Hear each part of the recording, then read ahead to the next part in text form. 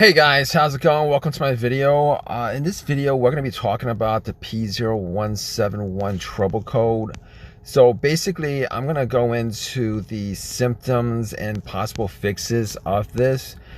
A P0171 code pretty much appears in the ECU when the oxygen sensor on bank 1 recognizes a toluene air fuel mixture for the sensor to correct it. Several different things could cause this code, and here's what you need to know. P0171 is essentially defined as a system toluene bank 1. That's what you're going to get on your OBD2 scanner. So the P0171 code means that the oxygen sensor, the O2 sensor on bank 1, recognizes a toluene mixture to correct it. The O2 sensors have the ability to correct a fuel mixture of plus or negative 15%. If it needs to correct the air fuel mixture more than that, the P0171 code will be stored. Here are the symptoms as to what could cause the P0171 code. You're gonna have a check engine light on. Obviously, there's gonna be a rough idle or acceleration. You're gonna have a loss of power. It's gonna be misfires.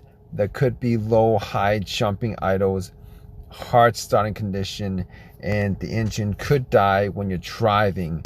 So the seriousness of the P0171 code is moderate. In a lot of cases, the lean mixture is significant, and you will not notice any difference in the engine's performance. Other times, your car's engine can't actually run so lean that your engine parts are in danger on high load. It could also be the first sign of something that's failing, like a clogged fuel filter or a failing fuel pump. It's kind of okay to drive it for short distances if you're going to take it to the shop to fix.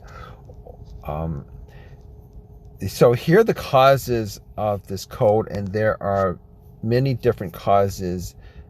There are many possible different causes of this. There could be an air intake vacuum boost pipe leak, which is pretty much the most common cause of this. It's a vacuum leak.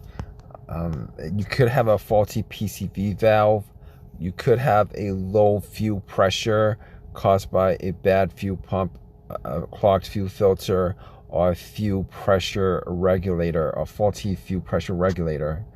Could have a faulty evap purge valve, a faulty 02 sensor or sensors, faulty EGR valve, faulty MAP or MAF sensors, exhaust leak before the front O2 sensors, a coolant temperature sensor issue, a faulty sensor wiring, or faulty ECM PCM, which is in many cases rare. So I'm going to tell you guys this, okay? If you guys run into this code, you guys will want to look for other codes that are associated when you guys scan it. A lot of times with all these components, these are all sensors. All these components have sensors, except for maybe the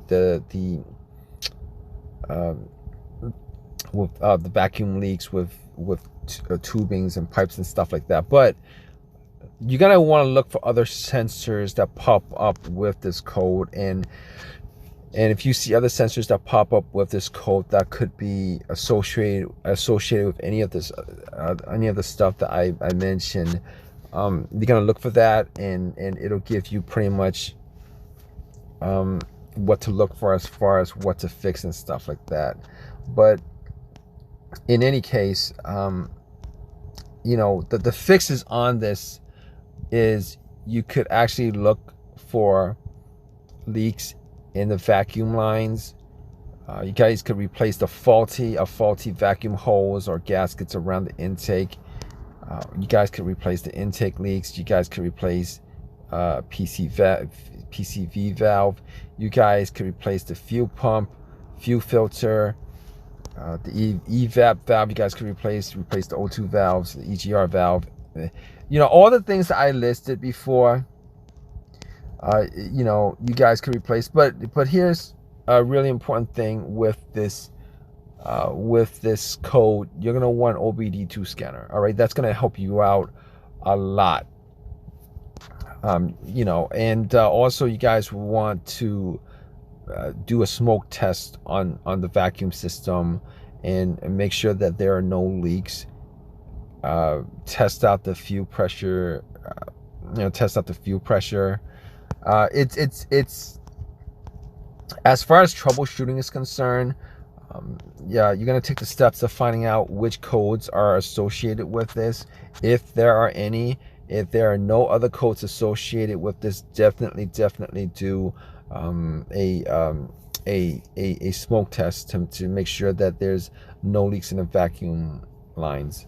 Aside from that, it's you know, there's a lot of troubleshooting. Obviously, I listed all the possible causes of it, and you're going to want to troubleshoot each and every one of those things just to figure out what could cause it.